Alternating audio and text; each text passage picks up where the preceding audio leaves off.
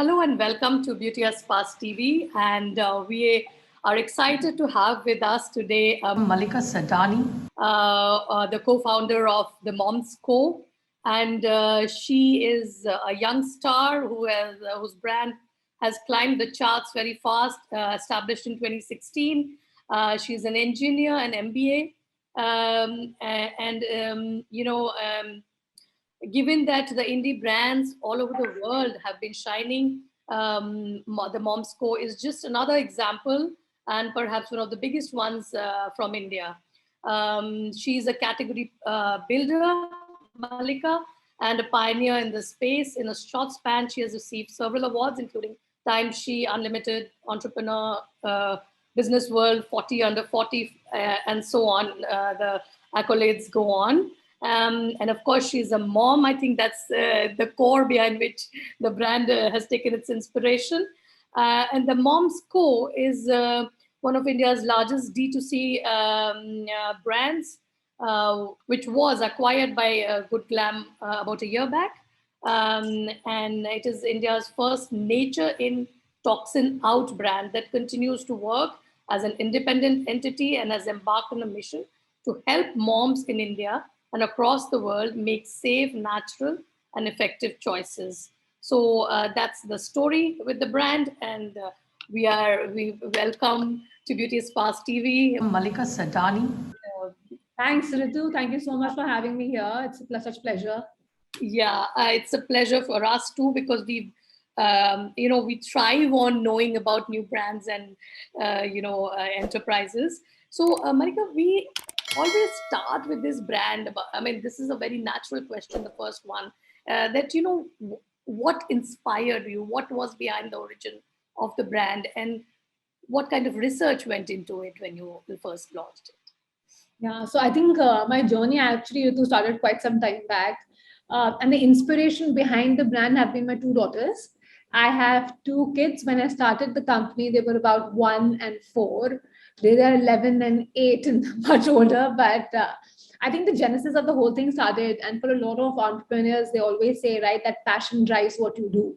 And I think I was an obsessive mother who was trying to look for safer, natural options for my daughter. And I couldn't find any. And that's where I think the whole journey started from. Both my daughters had skin conditions, which meant I had to buy stuff that was non-allergen, non-fragrant for them. I tried looking for it in India and I just didn't find any. And I knew those options existed because my older daughter was born in London and we'd spent some time in London before that. And, as any mother would do, you would reach out to other mothers on the Facebook groups. And I did the same when I tried to reach out to them to ask, saying, what are your choice of options? And that was where I think the biggest surprise for me came in, where moms were losing trust on age-old brands and were happy to try out new brands and accepted brands which stood with a purpose and a mission. And that seemed like a clear thing coming out. And the second seemed like there was a trend towards natural, safer products coming into picture. And I think then the task that we took on hand was, how is it that we can create products? And then went through almost 3.5 years of just doing research to understand what safe means, right? And that's how we discovered the term toxin free. We are the India's first company actually in India to have been certified as toxin free by an Australian firm called Safe Cosmetics Australia. Before us, there was nobody else who was certified toxin free in the country. And so we coined these terms, we figured what's happening in the West, what's happening everywhere across the globe, and then figured that, this is what we can do and this would classify as being safe. That was one aspect of it, which was dwelling from the ingredients. And then the other thing was all on testing. So literally got hold of everyone in the industry to just understand, saying, tell me all the tests that need to be there. Because the one thing that we wanted to stand for was a promise that we want to release the safest range of skincare products in the country. Products that can be exported across the globe without a question asked on its formulation, on its ingredients or anything. So anything that's globally considered as unsafe, we will not use it in our products, whether it is approved in India or not approved in India. But if globally it is sort of not approved, it will not go onto the formulations. Okay, that makes a lot of sense. So, one thing is your personal commitment. Always the entrepreneur has this drive to, do a certain thing, and then there's another thing to, instill the same passion in your staff or the people who are supporting you? How do you do that? No, I think for us, the company started for a purpose. And when I started making my first few hires, and they were, of course, from the industry, and I would tell them saying that, this is what you've made and how do you like it? And they would all come back to me and say that, I make the products, I obviously don't use them on myself and my family. And that for me was the biggest change to make. So what we said was, we will create products that we are confident on using on our families and our children. And I think that kind of instilled the whole base for the company, saying that if we think we can use it, only then will we release that product in the market. And if we think our families cannot use it, we will not. So over a period of time, we've had kids born in Mom's Co being Mom's Co's customers, pregnant women being there. So I think we became a part of the, this important life stages that people had in their life, the employees being involved in it. And we strongly believe in the power of feedback. And what we did was that every member of the team does have a conversation with the customer to seek feedback. And that seek feedback actually acts as validation, because when in a segment where, when a pregnant woman tells you saying that because of you, I never had itching, or because of you and your product, I could feed my child, because the nipple soreness is a big thing and we have a nipple butter that eases that soreness. And it just sort of made everybody feel so good about the whole thing. And I honestly believe a lot in the power of good. And if you believe what you're doing is adding value to someone's life, you all sort of just align yourselves to the mission automatically. And that's exactly what we did. I said, one, we'll be users. Second, we'll take feedback extremely strongly. And then as a leader, whatever is the message that you pass keeps passing on, right? And then how obsessive you are about certain stuff is how obsessive your team becomes about the same stuff as well. So we value the same things together. And that kind of gets everybody to be motivated towards the same aim. That makes a lot of sense. Malika, in fact, I remember a few years back, he's no more the founder of Aveda, host Reckelbacher. He used to say, he started with the thing that, whatever you put on your skin should be good enough to eat. He has created another brand, but after creating it, he passed away. And Aveda, of course, was sold to Estee Lauder. So going on to my next question. Well, it's a big thing. We all are talking about unicorns in this country. So it'll be great if you gave us a breakdown or some kind of response on how easy or difficult it is to get your, when we start, maybe we start with your own personal savings, borrow from friends and family and so on. But how easy or difficult is to get the first funding, which you maybe a VC funding or whatever. So tell us about that. So, the first round of funds are, of course, your own set of money that you put in. Because if you don't have confidence in yourself, it's very hard to get confidence from others as well. And maybe some of friends and families who put in money in behind your trust. And those are exactly the first people we had, and those you called as angel investors. And I think that money is a lot on gut and a lot of not really proof of concept, but just the concept thought that you have, right? That's the money you put for the founders and how much you want to back the founders and whether the idea excites you or not. And then comes the stage where you professionalize fundraising with your first VC coming on board. And that, of course, capital comes with its own sets of asks, requirements, professionalization, and so on and so forth. Raising money is never easy. Raising money is always hard because there are so many options that people have, and you have to be one of those options where they decide to fund. But a few things to keep in mind is that, VCs have money where they have taken money where they also have to return the funds to people in about a span of 5 to 6 years, which means that that money comes with an ask of a very high growth, fast growth pace. Right. So if you're aligned with that kind of growth, and if you want to seek that kind of growth, that's when you go ahead and take VC business. The other way of doing business is also where you slowly, sort of add revenue every month on month. May not be doubling or quadrupling every month initially, but of course it's a slow burn, slow growth business, which is absolutely fine as well. But if you decide to take VC money, you have to be on the game of the fact saying that I have to show very high growth very quickly. Right. So does it become So how do you balance it? For example, the pressure and the passion. You have this whole thing about creating a certain kind of product, which is, of course, produced after a certain amount of research. Does it match? So how do you match the speed of the pressure that comes in to deliver, deliver, and deliver, and then you have to, match it with your passion? Is it easy? How do you do it? So it's not hard, honestly, because what you do is when you decide to raise funds, the Yeah. most important thing that you do is you try and understand, the what is going on in the VC's head, right? Like what is the kind of business he sees you growing as. In our case, we had DSG Consumers and we had Summer Capital, and both of them believed in the power of good product. So, and that was exactly the ethos that we had at the Moms Course. So we all believed in the power of good product. And I distinctly remember there was a point in time where a product had to launch in about July, August as a time frame, and that product actually got launched in Jan, Feb of next year. And we happened to meet them in the middle at around October, November, and I was feeling really bad that I had committed launch of that product by then, but it just didn't happen. And I still remember Deepak just turning around and having a conversation and saying, "Are you feeling guilty about the whole thing?" I said, "Please don't. The hardest job of an entrepreneur is to create the right product. And once the product is in, it will fly, right? It's very hard to pull back a bad product and correct the brand image that you have. So you please take your time in building it, right?" So capital does come with the demand for high growth, but that doesn't mean cutting corners when product is concerned always, right? And it's very important for you to find like-minded VCs who are on the same mission as yours of creating really high quality product. And once you do that, I think that's all right. Like that, then there's not too much. So then what you do is the number pressure will always remain, but you grow from what you have, not by creating new all the time. And that's how you grow. So I think it's just fine. It's just about finding the right person whom you want to partner with.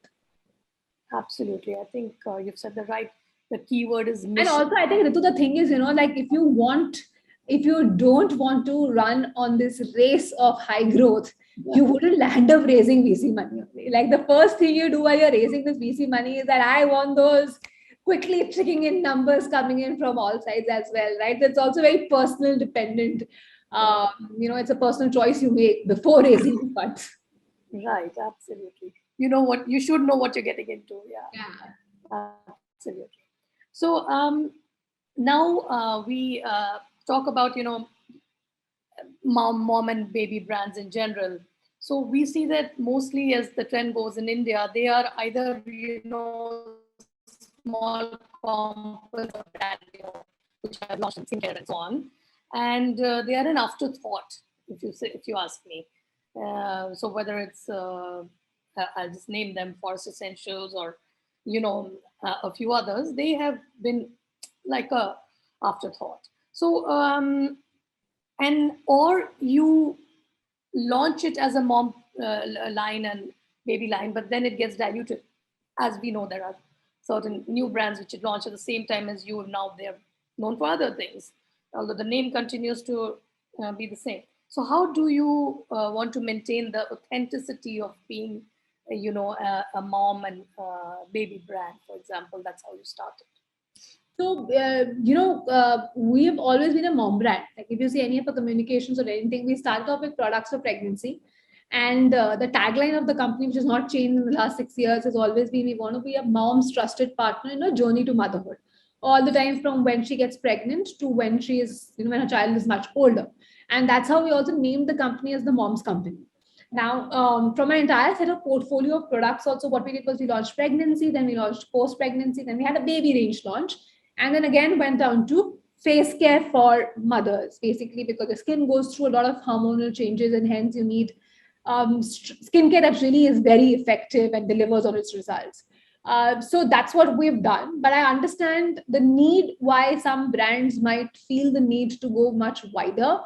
And I think you'll typically see it a lot more in a D2C company space than on a retail format, right? Because what you need to do is when you have to grow your numbers, you either grow it by growing your portfolio or you grow it through growing your distribution. I think in our case, we kind of figured that we want to grow it via distribution. So we did our own space where when we had the portfolio of products for moms in general, and a phase of a mom's life, and the most important phase of a mom's life is baby. And that's why we have baby products as well. But out of the entire portfolio, baby is only about 10 products in the portfolio over everything else that we have. And we have about 60 odd products. So that's what we did. And then to increase and work on revenue, we went into distribution. So expanded into retail networks, expanded into hospitals networks. And very recently, we're expanding international. As we chat, we have a shipment going very shortly on outside the country as well. And that's what you do, right? So either you grow your product portfolio or you grow your distribution for the same portfolio. And I think in the D2C setup, especially in the last 2 years, it was really hard to build distribution because of COVID, which is where there's newer formats and newer conversations and newer products got launched in certain brands. But of course, for us, we were very clear that we always wanted to be focused on the mom's need, and whatever the mom's needs for skincare, this is what we'll cater through at the mom's company. Okay, so and my next question is also that I've seen the prices of your products, um,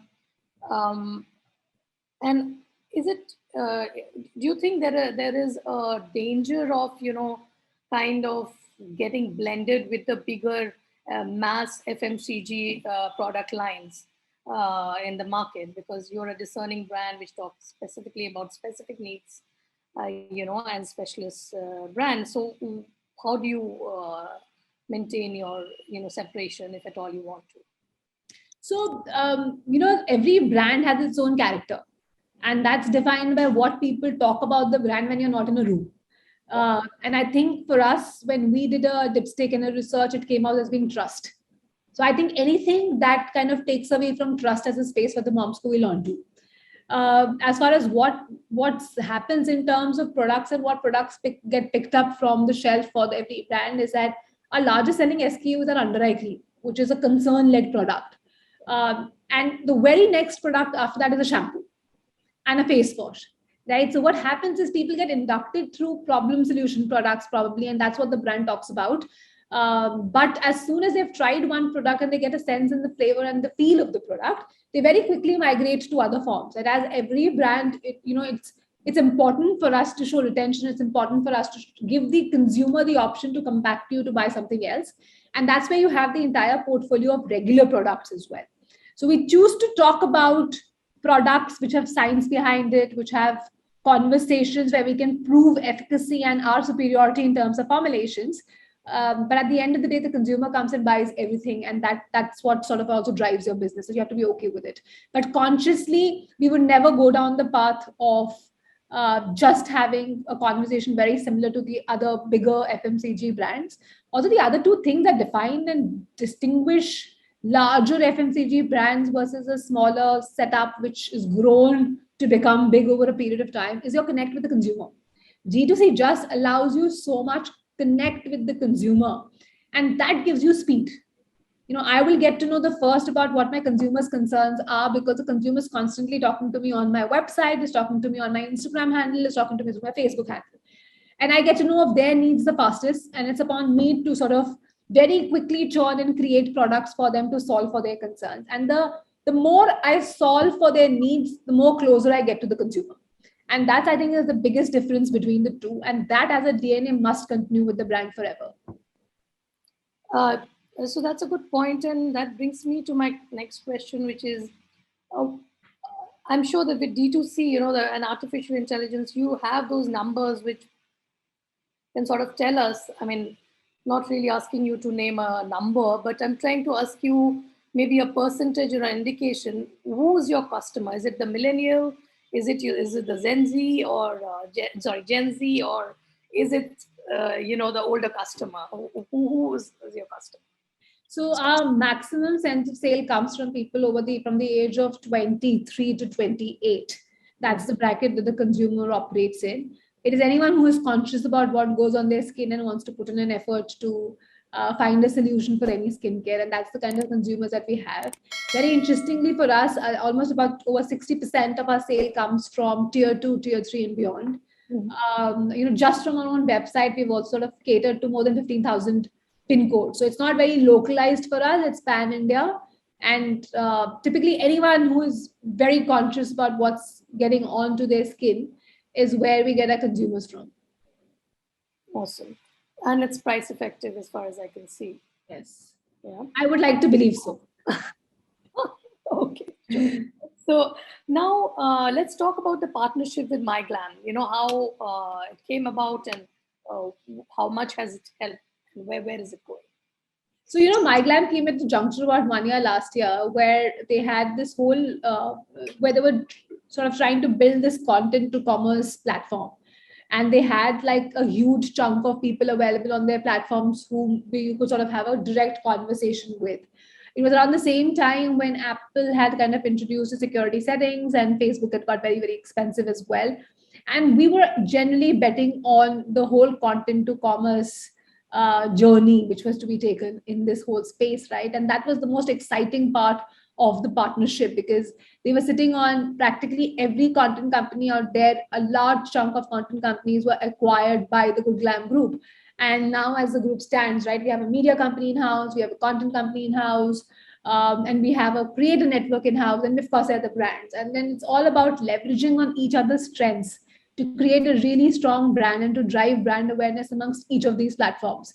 And that's exactly what the Good Glam group has helped us do. So, so you've already spoken about the Australian SCA certificate, about, but one thing that I've often seen is that, um, and it's in all categories, not just cosmetics, where there is one kind of a product that gets sold in India, and when you buy from the same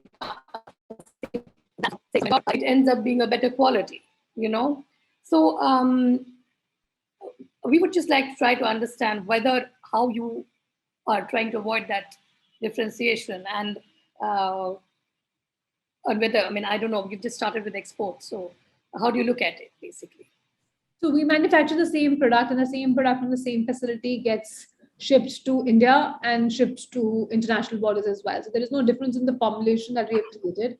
I don't think there is a need to, because as I said, even in India, when we created the products, we wanted it to be safe and acclaimed safe globally and not have any issues in there. If we ever find that there is a country where we are exporting a product and there is a ban on any ingredient that they have put, because of which we can't export that product to a particular country, we would make the same change in the Indian formulation as well. Because the idea is, as I said, to provide the safest range of products in our home as a homegrown brand in the country.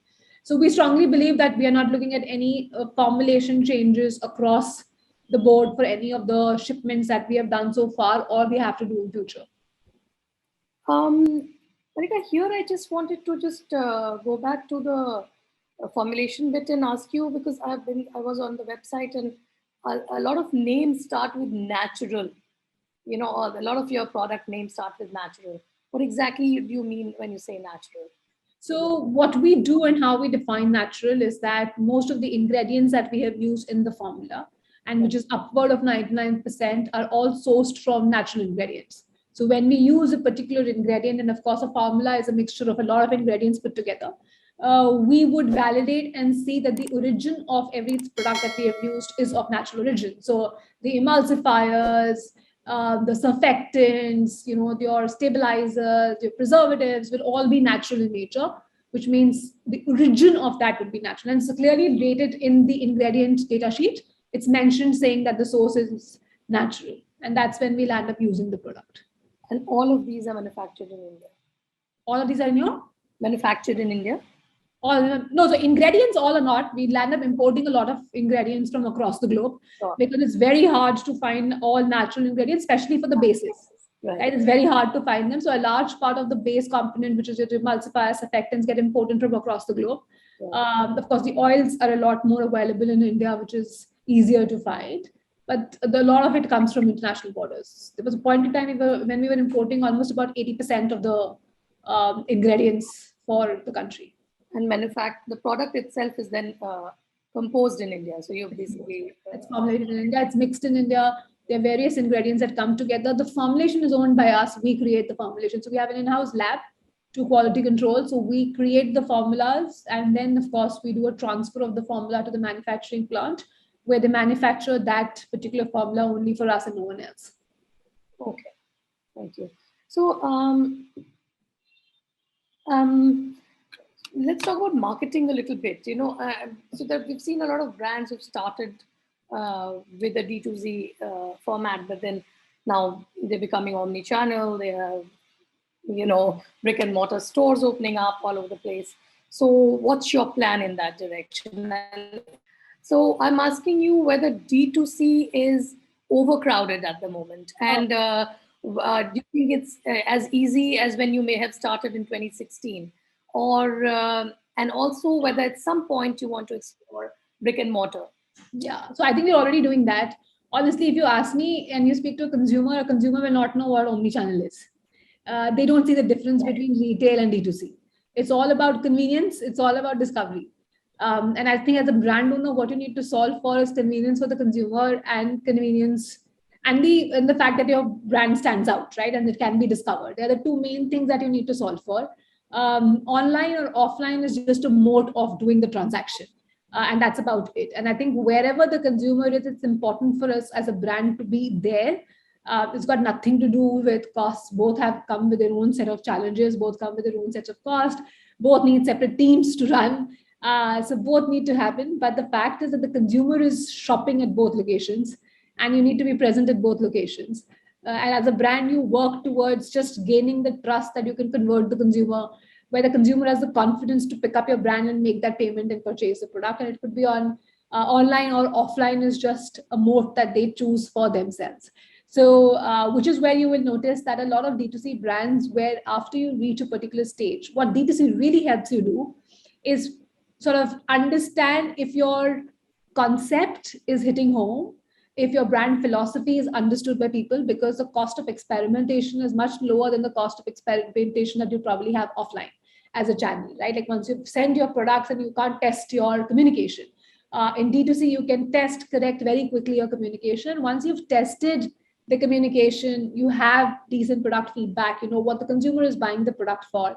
It just becomes easier to create a playbook for retail. And that's what you do, right? But you will have to be available offline because a huge chunk of Indian population is actually buying the product offline, not really on online. Online still needs to do a lot more penetration. And with retail opening up, people are just going out. They haven't gone out for so many years. Like even if you see what's happening in Diwali this year, it's crazy because, like people are just stepping out. They just want to meet other people. So I think it's where the sentiment is. It's very important for the brand to be present there. So absolutely. So what kind of footprint do you have offline currently? We have about 1,500 stores so far. So, and these are all shop-in shops or something like that? Yeah. Okay. So then another big one, which, brands, I think once they gather momentum that they do is have a brand ambassador. So, you have Sonam Kapoor as your brand ambassador, which is a huge name. So how has it, do you think it helps to have a brand ambassador like that? It's tricky because you need to choose the right brand ambassador. In our case with Sonam, we just found someone who just matches Sohan and values, right? Like, Sonam as someone who's been always a perfectionist in life. Someone who doesn't compromise in whether when she's hosting a party or on her skincare or on the looks that she has or anything else. And it just happened that she happened to be in this beautiful phase of life that we also stand together for. And that's how our integration happened. I think it's helped us really nicely and really beautifully because Sonam honestly is a user of the brand as well. And I think she even spoke about us on Coffee with Karan, which kind of gathered a lot more attention as well, where she actually sort of endorsed and talked about actually a space where we don't actually have a contract with her on, right? Like we're not signed up for pregnancy, but she was very happy to talk about that as well. So I think she's really sweet, she's really nice, and she's really very honest, which is what what the brand as well stands for. What a brand celebrity does is that they have a cut through of their own. And the moment the brand tries to expand its communication to a larger set of audience, that's when the power of the celebrity comes into picture, where it just helps create a cut through for the brand from everyone else who may probably not have an ambassador for that front, right? In retail, if you have Sonam's picture along with the particular products that I put out, people are more likely to sort of see that. It's validation, it's belief, it's trust. It also gives them a feeling that the brand is slightly bigger in nature, because otherwise you would not be able to afford a brand ambassador as well.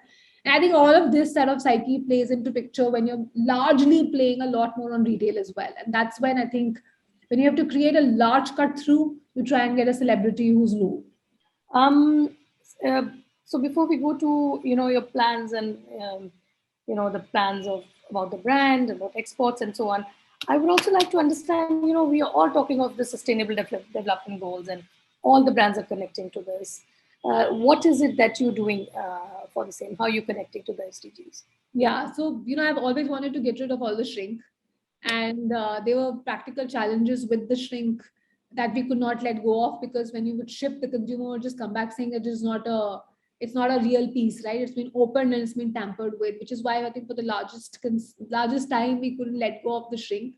We've recently figured out another format in which the consumer doesn't need the shrink to give them a feeling that it is an unopened, unsealed pack. So that's what we've sort of just done, and that gets launched for us very quickly. So that would reduce a large part of the impact that we are having.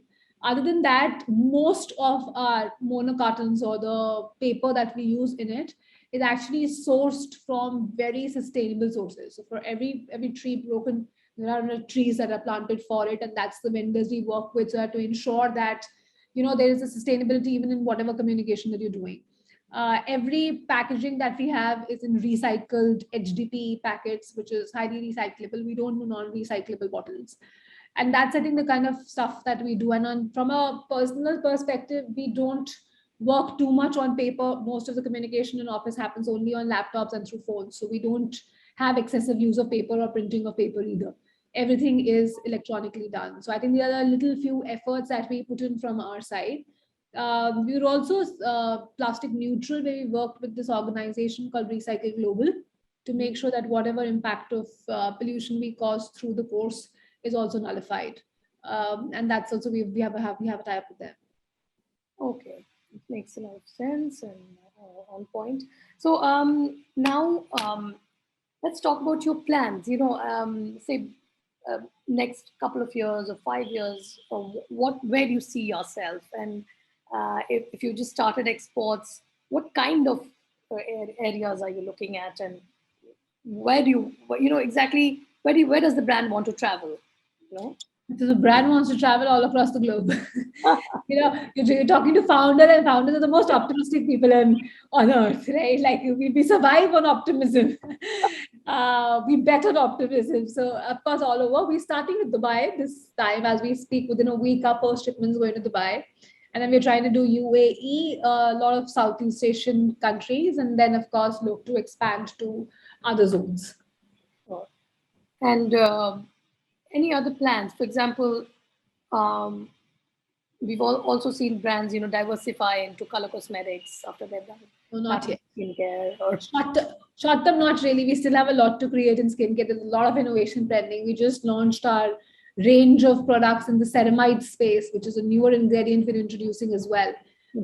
And we've always known to introduce very new ingredients to the country, like we did bakuchiol, which is a natural alternative to retinol. So I think we want to continue on the path of creating all of those.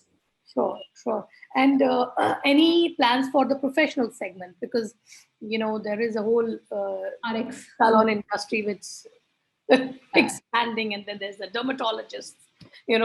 So I think we need to stay focused, to stay true to the name of the brand, which is the Momsco, and try and create a lot more work done in terms of getting to see Momsco as one of the top 3 global mom and baby brands in the world. That's more the space we would like to operate in. Oh, fantastic! That's a big one then. I think India needs some of the Indian brands to go global, and I truly see, and we truly built the Momsco as one of those brands. Fantastic. So before we wind up, we have these, heads of companies talk about their personal care regimes and their fitness regimes. In case you're okay with that, so we would like to know how you take care of yourself in every way. Skincare and fitness and mental health and so on. So skincare, I obviously have a very large routine. There is a joke. So I'm getting my house done right now. I'm building a new home. And, in the washroom of the home, we had specific requirements because I test so much skincare. And I sent a picture of my shelf to my designer, and then had a look at it and said, what is this? Like, why do you have so many products? I have a very exhaustive skincare regime. I use everything from, of course, cream, serums, sunscreens are not said, but of course, under eye creams, face oils, serums, scrubs. I do it all. So I have a fairly large skincare routine and a separate day routine and a separate night routine and a separate weekend routine as well. I also mask and exfoliate in the over the weekends. And I strongly believe in fitness. Yeah, I think I gain energy when I'm fit, and when I'm unfit, I'm very drained of on energy. And as a founder, I can't afford to be drained on energy because everybody else in the company feeds off of your energy. Right. So I do exercise in the mornings, and it's a combination of a lot of different types of exercise. So I do weightlifting, I do Pilates, I do yoga. I have a trainer who basically trains me in different shots of whatever I do. So I've just got out of my second COVID, and it's been 2 weeks, but I've started gym back, but I'm on rehab right now. But he said you'll have to spend 3 months, 3 weeks before I get you started back on weights. But I think it's a important part of the regime which everybody must have. I strongly recommend it. So yeah, I do believe in self-care because I think if you're fit yourself, that's when you have the energy to take care of everything around you. Do you spa? Do you? Do you spa? Go to the spa? No, I don't go to the parlor and I don't go to the spa. I think just staying still in one spot for a very long period of time is something that I can't do. So I think spa for me is when there is an injury and you need the massage, and that's where I go, and I indulge in a massage. I don't indulge in I think in care. I do I feel all of this is basic care. So I do that. I do as minimum is required. I usually don't have time for indulgence. I'm a very high energy person, so I find it really hard to be in one spot for 2 hours. Uh, Yeah. so that's a bit hard for me. Oh, so you're such a disappointment for a professional industry, cosmetic, salon industry audience who are going to be, oh, she doesn't go to the salon. But I encourage, if you can't do it yourself at home, you must do it. Like I do my hair spa at home. So if you're not Yeah, doing it, please do go to the each spa. their own. And it needs to happen. Yeah, fantastic. So, thank you, Malika Sadani. That was a pleasure having you with us. Thank you, Ritu. It was such an Uh, honor. really wish you all the best Thank you. for Diwali and for the rest of your journey. Hope it's a big one and a great one. Uh, Thank you. Thank you so much. That is so sweet. Thank you so much.